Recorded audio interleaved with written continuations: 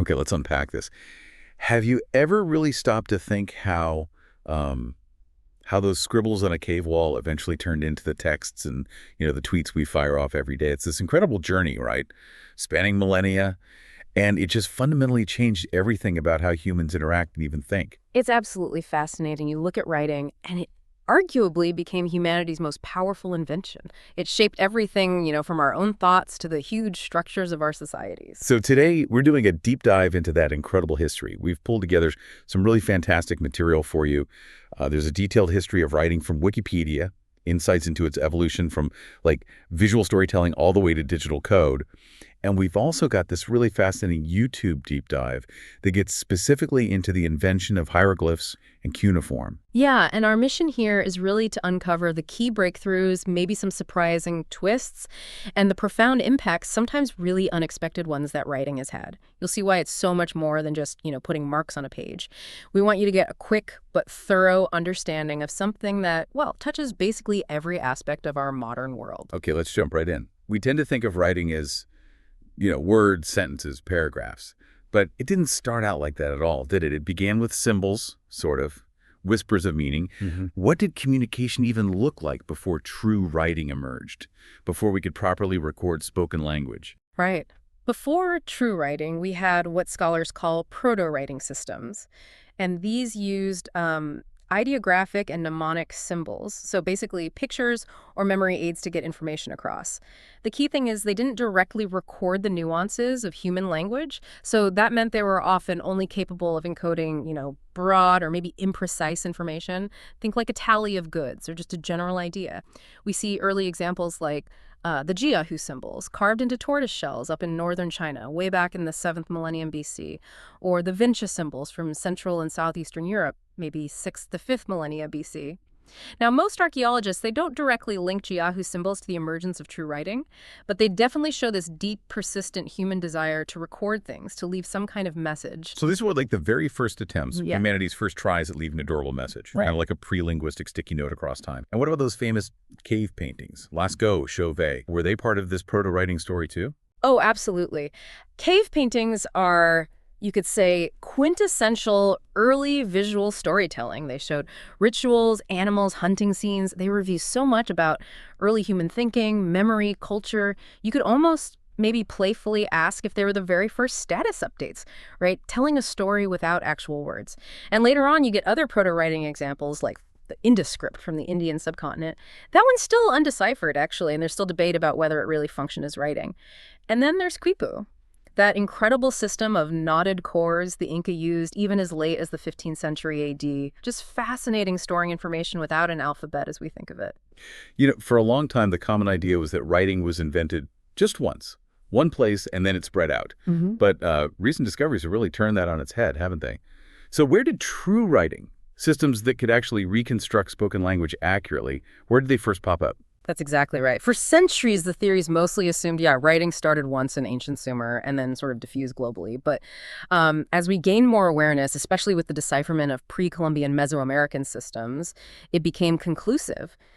There were independent inventions. Today, most scholars recognize 4 main independent inventions, sort of distinct origins. You've got Mesopotamia around 3400 to 3100 BC, then Egypt, maybe 3250 BC, China, definitely before 1250 BC, and Mesoamerica, sometime before 1 AD. It's just incredible, this parallel human ingenuity. Okay, let's dig into Mesopotamia first. That's often cited as the earliest. How did cuneiform actually develop? What problem was it trying to solve initially? Right, cuneiform. It emerged in Sumer, late 4th millennium BC, and the primary driver really was practical need. It was about keeping accounts in these increasingly complex urban societies.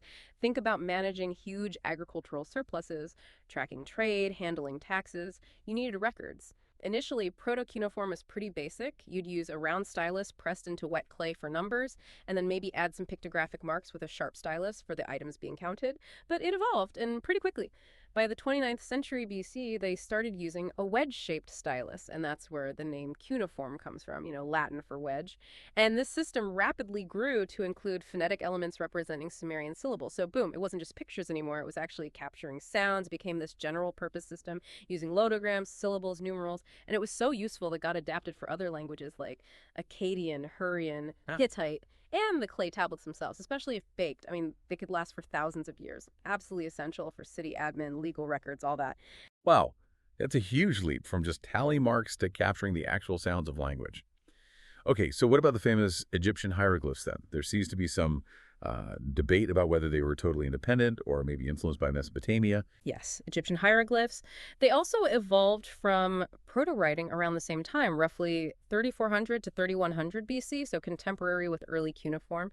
Now, for a long time, yeah, some scholars like Jeffrey Sampson, they did suggest maybe hieroglyphs were invented under Sumerian influence. The argument was maybe just the idea of writing words down traveled from Mesopotamia. But more recent archaeology really complicates that diffusion idea. The discovery of these glyphs at Abydos, dated between 3400 and 3200 BC, that really pushed back the timeline for Egyptian writing. It makes a very strong case for independent development right there in Egypt. These Abydos glyphs found in Tomb Uj, probably on ivory labels for goods, they seem to appear quite suddenly, quite fully formed in the late 4th millennium BC. That's kind of different from the more gradual evolution we see in Mesopotamia. And plus, look at the signs themselves. They use local Egyptian plants and animals. That points strongly to purely Nilotic, African origin. So even though they were geographically close and the timelines overlap, there's no smoking gun, no direct evidence of transfer. That's fascinating for something so fundamental. So, okay, if Egypt and Mesopotamia were possibly independent, how did writing then develop way over in places like China and Mesoamerica, far removed from the Near East? Exactly. It really highlights how different cultures tackled the same basic challenge. Chinese characters, for instance, are considered a completely independent development. No question, really. The earliest confirmed Chinese writing we have is on oracle bones and bronze vessels from the late Shang period. That dates to around 1250 BC. There's just zero evidence of contact between Shang China and literate societies in the Near East. And the whole method, logograms, phonetic representation, it's distinctly different. And similarly, over in Mesoamerica, you have the Maya script. It's the best developed, the most fully deciphered from that region. Early inscriptions go back to the 3rd century BC with texts we can actually read from about 199 AD. What's amazing there is it used this really sophisticated mix of logograms complemented by syllabic glyphs. And it was used continuously right up until shortly after the Spanish arrived in the 16th century. Incredible longevity and complexity, developed all on its own. Okay, so we've seen writing emerge from pictures and ideograms, moving towards these true complex systems. But even those early systems, like hieroglyphs or early cuneiform, based heavily on pictures, they must have big limitations, right? I mean, just imagine trying to draw every single concept you wanted to express. Exactly. That was one of the huge hurdles. Pictograms worked okay for simple things, concrete objects maybe, but they were incredibly limited for complex subjects or abstract ideas. Forget about it. And the sheer number of images you'd have to memorize just to communicate effectively was enormous. Which is why, for centuries, this kind of writing was often restricted to a tiny elite scribes, priests. Just think about the Rosetta Stone. Deciphering Egyptian hieroglyphs took centuries, and it only happened by sheer luck when Napoleon's army stumbled upon it. This chunk of granite had a decree from Pharaoh Ptolemy V, written in 3 scripts: hieroglyphs, then Demotic, which is like a simplified Egyptian script for everyday stuff, and crucially Greek. That Greek text was the key. It finally let scholars unlock those mysterious signs. It really shows you how opaque these systems could become without a direct key. Yeah, massive bottleneck. So how did we finally break free from needing, a million pictures to communicate? What was that next huge leap that simplified things and made writing more democratic, I guess? Yeah. That leap was the development of phonetic alphabets. This is where signs start representing sounds rather than whole ideas or pictures. And this was, well, monumental. It made writing vastly easier to learn and use. It simplified communication dramatically and, crucially, opened up literacy to a much, much wider slice of the population. The very first alphabetic writing we know of, it's called Proto-Sinaitic script. It was developed by West Semitic-speaking workers down in the Sinai Peninsula around 1800 BC. What they did, very cleverly, was adapt concepts and even some letter shapes from Egyptian hieroglyphs. But, and this is the key, they assigned them totally West Semitic sound values, ignoring the original Egyptian meanings. Now, these earliest systems, they're called abjads. They generally only represented consonants, with vowels sort of implied by the context. They were kind of marginal, didn't take over immediately, remained that way for centuries. But they were the seed, They split into other scripts, like the Proto-Canaanite alphabet, which then inspired the Ugaritic alphabet. And then came the Phoenicians. Their alphabet became foundational for so many others, including the one we're using right now. Precisely. The Phoenician alphabet, kicking off around 1050 BC, is a direct descendant of that Proto-Sinaitic script. And it really spread, partly because the Phoenicians were great traders. It gave rise directly to both the Aramaic alphabet and, importantly for us, the Greek alphabet. The Greek alphabet, starting maybe as early as the 8th century DC, took the Phoenician system and made this critical innovation. They were the first to introduce distinct letters for vowel sounds. That made it much more precise for recording spoken language. It's interesting, too, the Greeks first wrote right to left, like the Phoenicians. Then they used this method called boustrophedon, literally as the ox turns, alternating directions line by line. Eventually, they settled on our familiar left to right. And finally, the Latin script, named for the Latins, obviously. It's the most widespread descendant of the Greek alphabet in Europe today. It developed through this chain of adaptations. Greeks in southern Italy influenced the Etruscans, who then influenced the early Romans. We see Latin writing appearing as early as the 7th century BC. By around 100 BC, all the modern Latin letter forms we recognize were pretty much there. And then, of course, the cultural dominance of Rome just ensured its spread across Europe, basically setting the stage for Western literacy as we know it. It's amazing how it's not just the symbols, but the tools and materials, too. They shape everything. From carving on stone to, well, tapping on the screen like we do now. How did those technologies evolve? And how did each shift change who could write, what they wrote, and importantly, how widely it could spread? That's such a crucial point. The mediums, the materials, the tech people use for writing, it fundamentally shapes how writing is used in a society and its social impact. Think about durability, for instance. That directly determines what historical examples even survive for us to see. We have tons of stone inscriptions, bone carvings, metal plates, but we know there were many contemporary manuscript cultures, probably writing on more perishable stuff, that we only know about indirectly because the materials just didn't last. Back in Mesopotamia, as we said, the common stuff was clay tablets, often kind of crudely shaped like little pillows inscribed thickly with cuneiform. And if they wanted those records to last, like laws or important history, they had to physically bake them in ovens. That's a whole process. Now, in Egypt, the primary material was papyrus. They adopted it really early, maybe 4th millennium BC. The papyrus reed, it grew mainly in Lower Egypt, and it allowed for a much more economical and also portable writing medium. They'd extract the pith, flatten it, glue strips together into rolls, potentially very long rolls. This relative cheapness and ease of use. It seems to have resulted in writing becoming more widespread in Egypt compared to Mesopotamia. You see more personal letters, wider range of documents. Egyptian papyrus was actually a highly demanded export for a long time, though eventually its cost led people to look for alternatives like leather and parchment. Right, so moving from heavy clay to light papyrus definitely made writing more versatile, more accessible. What was the next really big leap in materials that's truly democratized information? That would have to be the invention and spread of wood pulp paper. It originated in China, but eventually made its way across the world. Its production just steadily brought down the cost of writing material. By the 20th century, mass production made paper incredibly cheap, like one of the cheapest commodities globally. That led to this unprecedented availability, really becoming the backbone of the information age before digital took over. But for Europe, the absolute game changer, no question, was Johannes Gutenberg's introduction of the movable type printing press around 1450. This wasn't just about making books cheaper, though it did that. It created whole new possibilities for mass production and widespread distribution.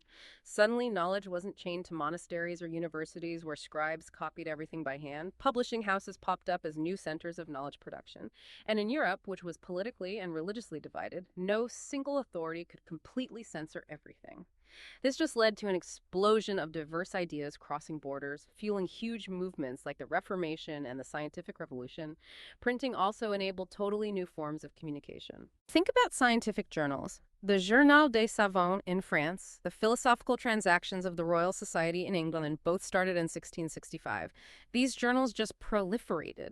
They became the foundation of academic disciplines, fostering early modern science by allowing researchers to quickly share findings and have them reviewed by peers. And now here we are, fully immersed in the digital age, a completely different frontier for writing. How has this ancient human activity transformed now, in our modern era? And what kind of new questions does it raise? Yeah, the digital revolution. It brought us typewriters first, then computers, and now smartphones in every pocket. Digital text, word processors, blogs, ebooks, they're just everywhere. Information is almost instantaneous. The internet acts like this communications superhighway, right? Unprecedented global exchange. And think about social media, texting, memes. These are constantly evolving how we communicate in writing, often blurring the lines between text, image, even shorthand emojis. It does raise that intriguing question, doesn't it? Is modern writing evolving, or maybe in some ways devolving? The forms are definitely changing faster than ever before. It's so clear writing wasn't just a passive recorder of society, it actively reshaped it. So, beyond the tech and materials, how did this invention fundamentally change things like commerce, law, how governments even function? Oh, fundamentally, writing's origins are deeply tied to counting, cataloging, trading agricultural goods. That naturally led to things like government tax rolls. Written documents became absolutely essential for accumulating wealth, accounting for it, whether for individuals, states, or religious groups. It supported complex transactions, trade, loans, inheritance tracking. This directly fueled the growth of long-distance international trade and, eventually, the rise of capitalism. Think about paper money, first used in China, 11th century, or other financial instruments like letters of credit. All rely completely on writing. The boom in economic activity in late medieval and Renaissance Europe, it led to really sophisticated accounting methods, all explained and carried out in writing. Corporations started churning out documents about organization, management, even big economic theories, like from Quesnay or Adam Smith. They could only be developed, spread, and argued about through written texts. And in law and governance, private legal documents show up in Mesopotamia way back in the 3rd millennium BC, the first big law codes, written down in Mesopotamia around 2100 BC. The Code of Hammurabi, famously carved on stone stele, is the classic example. Roman law, so influential, was heavily codified in written form, providing a model for much of Europe. Over in China, early law codes, like from the Qin and Han dynasties, they laid out a whole system of social control that required incredibly complex written reporting and documentation at every level. So writing became essential to expanding the core functions of governance, making laws, regulating things, taxation, even keeping track of citizens through documents. All this depended on the growth of bureaucracy and, crucially, a literate class of scribes and officials. In China, this famously led to the system of written imperial examinations based on classic texts to get into the civil service. That system lasted for 2,000 years, an incredible example of writing shaping governance. But it wasn't only top-down control. Writing also, importantly, increased the ability of citizens to get informed about what the state was doing, to organize themselves and form political groups or constituencies. Think about newspapers and journalism. They started maybe for commercial info, but quickly began offering political news and commentary. They were absolutely instrumental in forming the public sphere, fostering discussion, shaping political identities. Think about the American Revolution, for instance, pamphlets, newspapers, huge impact. That's an amazing sweep of the societal impact. But what about the deeper changes? The less obvious ones, maybe, to how we learn, how we actually think? Did literacy literally rewire our brains in some ways? Yeah, that's where things get really profound. So much of what we even consider knowledge today is inscribed in written text. It's the result of this communal production, sharing, evaluation process that writing makes possible on a huge scale. Religious texts, for example, became the common knowledge base for scriptural religions, and priests or scholars became vital interpreters, especially before mass literacy. The oldest surviving literary texts we have, they date from about a millennium after writing was invented. People like Enheduanna, a Sumerian poetess, 24th century BC, or Tahotep in Egypt, 23rd century BC. The Epic of Gilgamesh, that great Akkadian epic from the early 2nd millennium BC. The show writing wasn't just for accounts, it was for deep human expression, storytelling, preserving experience. Schools developed pretty early on in Mesopotamia and Egypt, specifically to archive and pass on this written knowledge. In ancient India, the Brahmin caste became the stewards of sacred texts that gathered centuries of oral knowledge. We know less about Mesoamerican learning because, tragically, so many texts were destroyed by the colonizers. But we know scribes were highly revered, and subjects like astronomy and history clearly flourished through written records there too. Okay, so we're talking about a shift from an oral tradition where knowledge might be more fluid, maybe rhythmic, remembered through performance, to something fixed external on a page. How did that really impact human cognition? Can you give us like a concrete example? How might writing have allowed early philosophers to think differently than if they were purely an oral culture? What's a thought process writing uniquely enabled? That's a great way to put it. Scholars like Walter Ong, Jack Goody, Eric Havelock, they've argued pretty strongly for these profound psychological consequences of literacy. Ong, for instance, believed writing shifted human consciousness away from the immediacy, the sort of empathetic involvement of the spoken word, towards more critical distance and systematization. Imagine in an oral culture, knowledge is kept alive through repetition, formulas, stories, it's embedded in the social situation.